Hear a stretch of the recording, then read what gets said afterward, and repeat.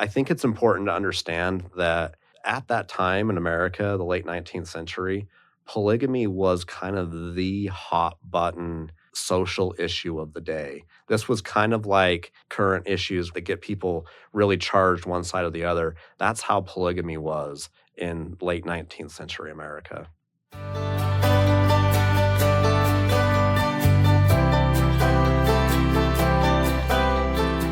Hello and welcome to the Saints Podcast. I'm Shaylin Back. And I'm Ben Godfrey. Today we're going to be discussing Chapter 33 of Saints Volume 2, Until the Storm Blows Past. And we are so excited to welcome Brian Warburton with us today. He's an archivist with the Church History Library. So welcome, Brian. Thank you. Glad to be here. Can you tell us just a little bit more about yourself and what you do? Sure. I work, as you said, as an archivist at the Church History Library. Basically, what I'm in charge of is the collection care of the physical archives collection. So me and my team are responsible to make sure that everything is stored and housed appropriately, that it's accounted for, that it's being taken care of and handled appropriately, all of those types of things. And Brian, you're a bona fide historian, isn't that right? You have a master's degree in history? I do have a master's degree from the University of Nebraska, and it ties into some of what we'll be talking about today, so that's great. We're thrilled to have you with us because of your expertise in this area. You're going to be able to help us understand more about what was happening and some of the things behind the scenes. Before we get to that, though, let's talk for just a moment about an amazing story about Hare Timiana. And I apologize to all Maori people who are listening. I probably messed that up. Is that close? It sounds close. We'll go with that. I think it is Hare, but other than that, yeah. Okay, so Hare is this matakite, a spiritual leader who has visions. And he has this vision. We start out the chapter. Peter tells him that someone's going to come to teach him the full gospel. And that is quickly fulfilled when William MacDonald, who in and of himself has this amazing story where he's grown up, he's learned the Maori language, he's joined the church, and then is called on this mission. Tell us what happens when William MacDonald goes to visit Hare. Yeah, so this is an amazing story. William, he wants to get to the village quicker. He doesn't want to go the long way and take the road like his companions are doing. So he actually climbs up this cliff. And Hare is standing there and sees this guy down there climbing up the cliff and wonders, what is this guy doing and why is he not taking the road? And finally he gets to the top and he's out of breath and tired, and Hare kind of grabs him and asks him, who are you? Tell me. And he says, I'll tell you some more about the gospel and why I'm here when my companion gets here. And Hare just kind of grabs him and says, no, tell me right now. I love that. I love how excited he is to learn because he's been prepared by this dream. Let's listen to another quote here from the book that talks about a blessing that is given and the faith of the Maori people. That night, William was unable to sleep. He had faith that Mary could be healed, but what if it was not God's will? How would it affect the faith of Hare and other Maori if she died? Just after sunrise, William started for Hare's house. In the distance, he saw a woman from the village coming toward him. When she reached him, she lifted him off the ground in an embrace. She then took him by the hand and pulled him to Hare's house. "How is the girl?" William asked. "Plenty good," the woman said. When William entered the house, he found Mary sitting up in bed and looking around the room. He shook hands with her and asked her mother to get her some strawberries to eat. I just love that story. It highlights the incredible faith that these Maori people have. And in fact, I loved this too from the book, that even just a year before the missionaries came, these spiritual leaders of the Maori, the people were asking them, what church should we join? What church should we join? And they said that the church they should join has not yet arrived. And it just reminded me, so the listeners probably remember, I served a mission in Kirtland, and it reminded me of Newell K. Whitney and his wife when they were praying to know which church to join. And they had their own vision, basically, that the word of the Lord was coming to Kirtland and they would just wait. And so I loved this experience that then here come the missionaries and they just want them to tell them about the gospel. Don't leave until you tell us about the gospel. It's incredible. Another piece of the story that I found particularly compelling is William is a faithful missionary, and he's given Mary this blessing. But perhaps some of our listeners, like me, will have had the experience where you've given a blessing and you've said words, and you then kind of question yourself. Did that come from me, or did that come from the Lord? because if this person doesn't get better, I know the words that I said, and so does the family. You know what I mean? Yeah, absolutely. I thought the same thing as I read that because I've had those experiences as well where you've said things and then afterward think, oh, was that really inspired? Or was that just me wishfully thinking or whatever the case may be? And certainly William has that experience that night. He can't sleep. He's tossing and turning and wondering, what have I done? Did I say what I should have said? And so the fact that that morning he gets pulled into the house and sees her sitting up, that must have been such a faith building experience for him and a little bit relieving as well, knowing that that Sure. really came from the Lord and not from himself. In future episodes, we're going to learn lots more about the incredible faith of the Maori people, including the fact that in this chapter we learn baptisms happen within a few days and a branch is organized within 2 months. But for now, let's move on to another woman who also showed incredible faith, and that's a woman by the name of Anna Widsoe. Yeah, Anna Widsoe in Norway, incredible faith, wants to gather to Zion as the saints were commanded at the time, wants to come to Utah, and does everything that she possibly can to be able to do so. She's got a dressmaking business there in Norway that's doing well. She recognizes that if she leaves that she doesn't know how well she'll be able to make a living when she comes to Utah. She doesn't know how she'll make things work, but she's willing to just drop it all and just go. I think her story is it's a reminder of a lot of the saints that were coming to Zion and that wanted to come to Zion, of everything that they were leaving. And in the book, it mentioned her husband had died, and so his grave was there, in addition to it being her homeland, and she would lose her husband's pension if she came to the United States. And so it's just, these are such high stakes and so many considerations to think of, but she knew that this was what she was going to do and wanted to do. Yeah, I think that's a really good point. And even as you're saying that, it just makes me think, this sounds a lot like people today, even. These are a lot of the same kind of issues that saints today face, having to make decisions about the gospel. Things like a pension or, things like just having to deal with all these little things that are going on in life, a husband passing away and maybe feeling prompted to move or those types of things. I think those are things that people even today struggle with. And so I think that's a really good point. So Anna, she does say something that I think can be a lesson for everybody and something to strive towards. She says, if we cannot leave everything, even our life, if required, we are no disciples. Yeah, just absolutely powerful. It just shows the faith that she had, that she's willing to drop everything and says that everything in this life doesn't matter. What matters is the gospel.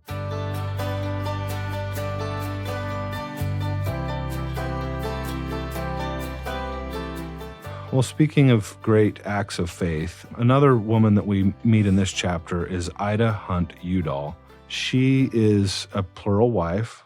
She's afraid she's going to have to testify against her husband. So she chooses to go on the underground. She goes into hiding. Can you give us a little background about the people that are living in this situation and what's it like?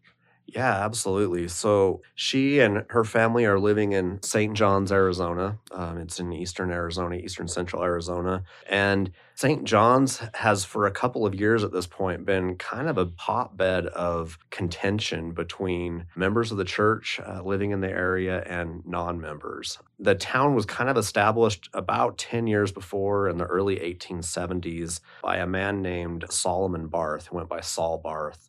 And he actually, ironically, immigrated with a Mormon company of immigrants from Europe to the Salt Lake Valley with an uncle who had joined the church, but he never joined. He kind of drifted around the western United States for years. And funny enough, he wins through a game of cards the area of St. John's. He sits down with some Hispanic sheep herders. They have this big card game going, and he wins the whole area, a whole bunch of sheep, cash, all kinds of stuff, and establishes this town. Originally, it was San Juan, and then it gets anglicized pretty soon to St. John's. And This is crazy. This really, it sounds like a Western movie. yeah, He absolutely. wins the town through a gambling game. Yes, he does. Yep. Got some sheep and some cash. Yeah, I That's got great. cash, sheep, land, water rights to the little Colorado River that runs through there. And so he establishes this town with his brothers, and he marries a Hispanic woman, and quite a few Hispanic sheep herders from New Mexico kind of come over and start utilizing the land there in Arizona. And in 1879, there were Mormon immigrants. Brigham Young had commanded that a mission be sent down to Arizona to establish Mormon colonies there. So in 1876, they established several town sites along the Little Colorado River. And in 1879, Wilford Woodruff travels the area and he sees St. John's and says that he would like for the church to try to buy up land there and try to settle in the St. John's area. And their first approach, Jesse N. Smith tries going to Saul Barth to talk to him about it, and he's refused. A little while later, a man named Ammon Tinney decides to try again. He likes the area and decides to go try again. He is successful, and a lot of what happens here leads to a lot of controversy in the near future. He purchases what he thinks is a large area of land and all of the water rights from Saul Barth. It turns out Saul Barth wasn't completely truthful with him in what he actually sold him. And this causes a lot of problems in the future.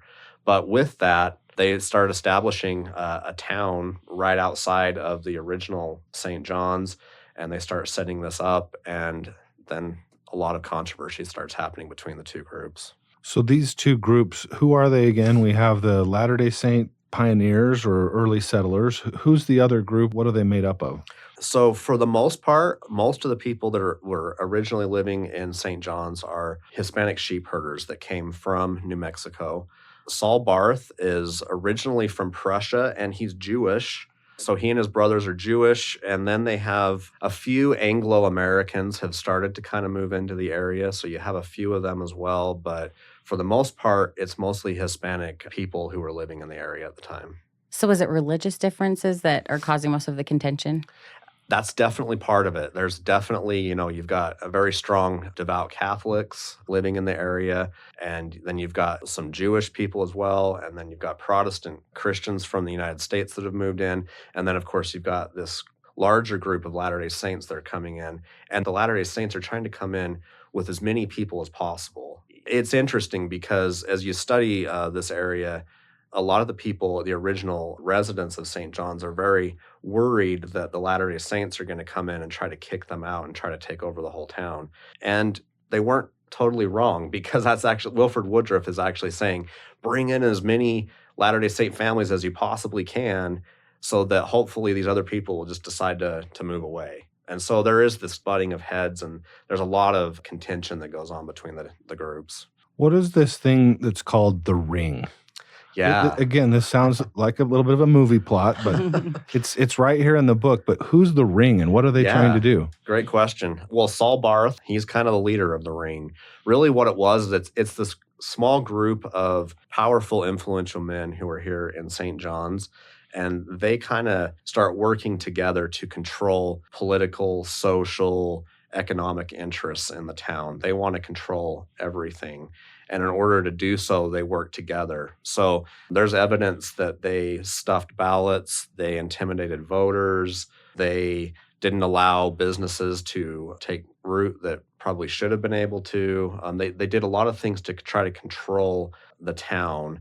And they felt that the Latter-day Saint settlers in the area were one of the biggest threats to their power. And so therefore they started targeting Latter-day Saints and finding ways to try to persecute. What they're doing is they're hoping that if they do this, that the Latter-day Saints will either leave, or there is some evidence that they also thought, well, maybe we can escalate this into a big fight, and then we can draw them out into an actual violent conflict, and then that will, make them look bad, and we can defeat them and force them out of the area. Well, there was something in the book that I found quite terrifying, that there was an article published in the newspaper, and there was a quote that said, "How did Missouri and Illinois get rid of the Mormons? By the use of shotgun and rope." Yes, that was in the Apache Chief. So this Ring, they started a newspaper. The first publisher of the newspaper was a man named John McCarter, and he started the Apache Chief is what it was called. And he published that editorial saying, if we have to do it violently like they did in Illinois and Missouri, we should do the same thing here to get rid of them. Wow, that's terrifying. With these articles and these difficulties that the Saints are facing, what's going on for Ida, Udall, Hunt, and the other Saints in the area? Yeah, there's definitely fear and concern. So Ida marries David Udall in 1882. They travel to the St. George Temple where they're sealed. And it's interesting because this was called the Honeymoon Trail, following the trail to St. George to be sealed and then back to eastern Arizona because there were so many couples who would go do this. But it wasn't just her and David who went, it was her and David and his first wife, Luella, and her children who also went on this trip. So all of them are together on this honeymoon trail. They go to St. George, they're sealed. On the way back, David is concerned about what will happen in St. John's if he comes back home and now he's got two wives. So Right. on the way back, they actually decide, let's stop in Snowflake. We're going to have Ida stay with her parents in Snowflake for a little bit. We're going to go to St. John's and we're going to kind of try to feel things out, get a better feel for it. And so they continue on to St. John's.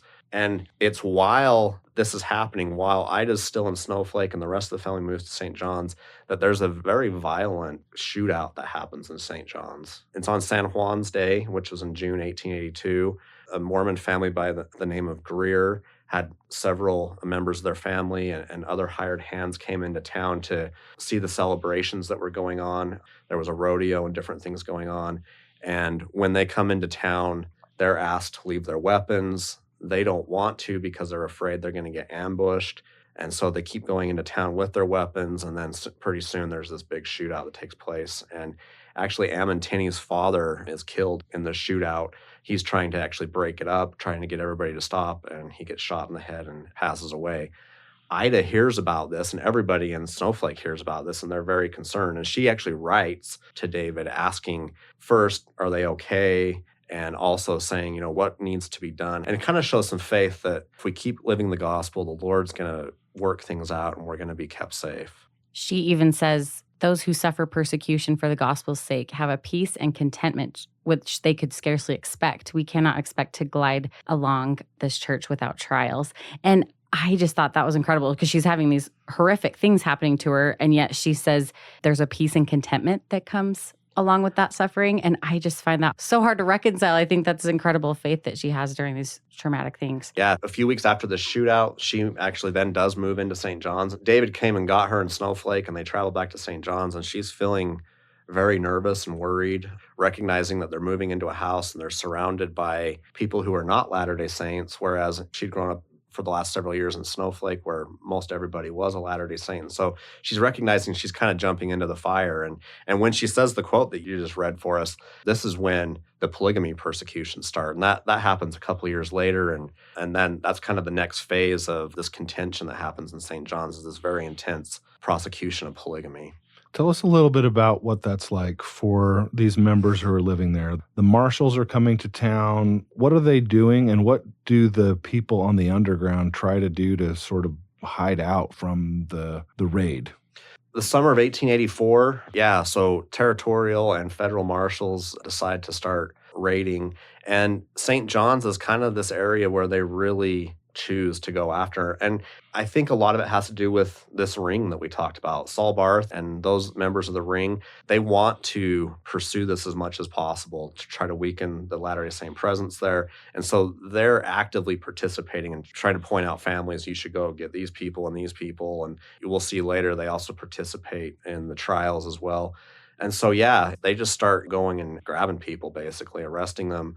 All of them were very cooperative. They were arrested and immediately were released on bail with the condition that they come to Prescott, which was the territorial capital at the time, for trial several months later. And all of them post-bail, and all of them dutifully followed their orders to arrive in November for their trials. So, Brian, tell us about the people who were not necessarily affected by the raid and they're just left behind. Yeah, so Ida's one of those. Her husband, David, he is charged with perjury. It's for a land dispute where this ring claims that he lied in court about a land dispute. And so they have him and a few others charged with perjury for that. Really what they're trying to do is hold him and try to get evidence of polygamy so they can charge him with that, because they suspect that Ida is a plural wife. And at this point, Ammon Tinney, who we've already talked about a little bit before, he is her brother-in-law. He's married to David Udall's sister. And during the raid, he comes and actually kind of warns her and says, if you don't want David to get arrested, you should probably go into hiding. And so she actually does decide to do that. And this is something that Latter-day Saints were encouraged to do by leaders of the church at the time. They were encouraged to kind of fight against the polygamy prosecutions by going into hiding, by refusing to testify in court, doing these things that were nonviolent, but things that they could do to kind of fight back against it in any way they could to prevent people from being convicted on charges of polygamy. And even there's an example in the book about John Taylor, who's in court testifying when he's asked to find some marriage records. And we have a clip from the book that explains the situation. If you wanted to see it, one lawyer asked him, is there any means of ascertaining where it is? I could find out by inquiry, President Taylor said. Will you be good enough to do so? Asked the lawyer. Well, said the Prophet Riley, I am not good enough to do so. The courtroom then erupted in laughter. I think that's pretty funny that President Taylor is trying to make light a little bit of this situation where he's being asked to implicate everybody that the church may have records of their plural marriages, and he gets a good joke off in court. Yeah, it's a funny little situation there. And it does show that the highest levels, the prophet is willing to follow through with what he's asking the rest of the members to do. And that's to find any way possible to fight back against this prosecution of polygamy by not testifying, by not giving information, by going into hiding, these types of things. He's willing to do the same as what he's asking the rest of them to do. Another person in this chapter is Rutger Clausen. His wife, Lydia, is trying her best to avoid testifying, and she gets thrown in jail. Was that typical? Was that a tactic that the federal officials were using against people in this situation? Federal officials at this time were trying to do anything to get people to testify. So it wasn't necessarily something that happened frequently, but it did happen. They would try to kind of force their hand a little bit and try to get them to testify in court because, like we said, many of them were refusing to do so or, that type of thing. And so they thought, well, maybe if we arrest them and throw them into prison, maybe that will get them to testify, anything they could. I think it's important to understand that at that time in America, the late 19th century, polygamy was kind of the hot button social issue of the day. This was kind of like current issues that get people really charged one side or the other. That's how polygamy was in late 19th century America. With Lydia in her situation, so she's in jail. It doesn't sound like she's necessarily looking for an out. Like she feels like she's standing up for what she believes, but she's pregnant. And her husband, so Rutger, he is just begging her to testify against him. And very reluctantly, she does. She whispers that she is his wife and that she's married to him. So tell us more about what happens with that situation. Yeah, that's exactly right. She's pregnant. She's in the prison. They don't really have separate quarters for women and men in prisons back then. So she's surrounded by some pretty rough guys in prison. She's pregnant. All these things are going on. And yeah, Rutger feels terrible.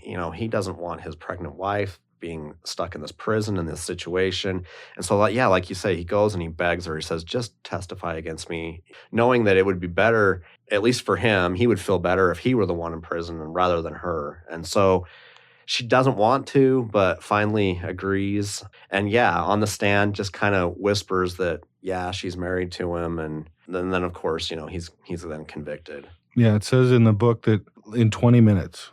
Basically, as soon as she says it, case is over, Rutger's convicted. Yeah. Listen to this quote here from the book about what his feeling is at this time. I very much regret that the laws of my country should come in contact with the laws of God, Rutger said. But whenever they do, I shall invariably choose the latter. The judge sat back in his chair. He had been prepared to be lenient with Rutger, but the young man's defiance had changed his mind. With a solemn look, he sentenced Rutger to 4 years in prison and fined him $500 for polygamy and $300 for unlawful cohabitation. It seems Rutger is committed. He's going to follow through with what the law is.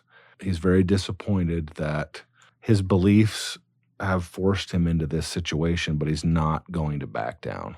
Yeah, and I think the sentiments that we just heard from Rutger are pretty indicative of the way that most Latter-day Saints who were practicing polygamy at the time felt. They deeply felt that this was a commandment from God. They were being asked by God and by their church leaders to do this, and they were fully committed.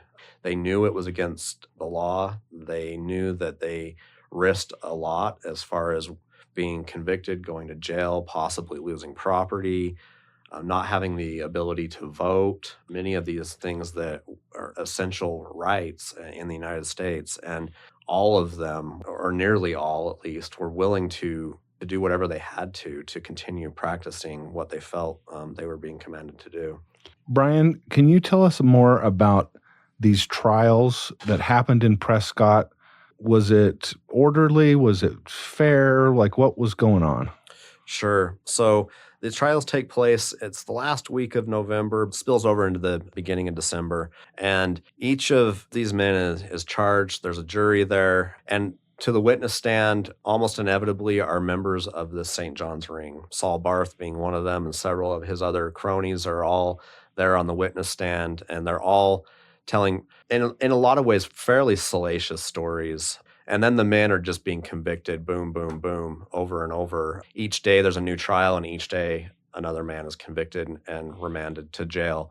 And when this is happening, actually Miles Romney is one of the charged men, and he sees this happening and realizes he doesn't stand a chance, that he's going to be convicted no matter what.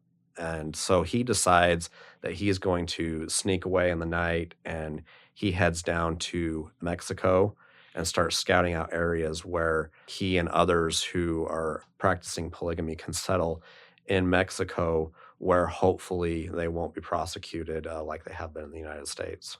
That story of Miles Romney will come back in a presidential campaign. Two of them. Absolutely. Yeah. So this is history that matters, and history that continues to affect us Absolutely. as a people and as families even today. We're going to learn more about the Mexican colonies in future episodes, both of the colonies in Mexico and in Canada, in the Cardston area, where many people fleeing persecution and prosecution went to try to continue to live with their families, their plural families, in an open way. So when John Taylor gets back to Salt Lake City, he goes to the Tabernacle and he gives a very public speech, which he must have been worried about getting arrested. Can you tell us a little bit about what he told the saints and then what he did after? Yeah. So again, he's preaching competence, just like he did in Arizona. He's telling them, pull up the collar of your coat and button yourself up and keep the cold out until the storm blows past. He's basically saying, just hunker down, things will get better, don't worry too much. But like you said, I think in the back of his mind, he's probably feeling a little nervous himself. They're in this public setting. Federal officials are all over in Salt Lake at the time looking for him and other church leaders. And as soon as he gives that speech, he mentions in the chapter, he jumps into a carriage and drives off into the night. And basically, he goes into the underground himself at this point to avoid being arrested for polygamy. Well, Brian, thank you so much for sharing your insights and your expertise with us today. We're glad to have you. Thank you. And we just want to encourage our listeners, if you're accessing Saints digitally, you can actually explore the footnotes and learn a lot more information about the people and events that we've been talking about today. And as always, we welcome your feedback. Email us at saintspodcast@churchofjesuschrist.org, and be sure to visit our website, saints.churchofjesuschrist.org, to access, again, additional topics, videos, and read along with the chapters. I'm Shaylin Back. And I'm Ben Godfrey. Thank you for listening, and join us again next time.